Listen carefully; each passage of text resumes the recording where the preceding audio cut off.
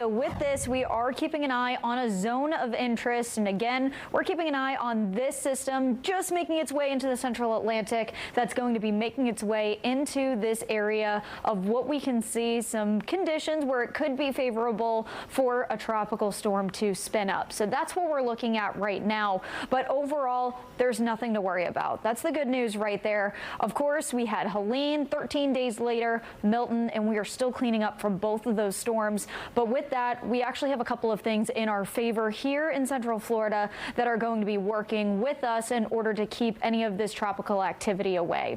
So with that, as we do take a look of what we can expect, we could see a tropical wave develop later on this week. This is actually pretty uncommon for this time of year, and climatologically, usually we do see more of that activity across areas in the Caribbean.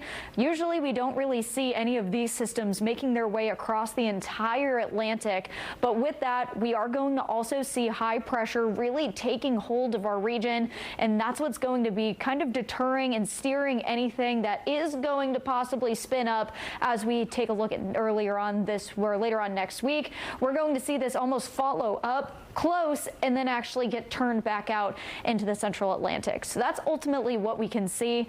Right now, this is what we're keeping an eye on. So you can see just a little cluster of thunderstorms right here, but very, very faintly, we have this little bit of circulation happening right here. And that's what we're keeping an eye on as we head through the next couple of days. So Invest 94L is going to continue to make its way across the central Atlantic, slowly start to sweep into Puerto Rico, and then actually swing up and back into the central Atlantic, again being steered by that high pressure that we're going to see here.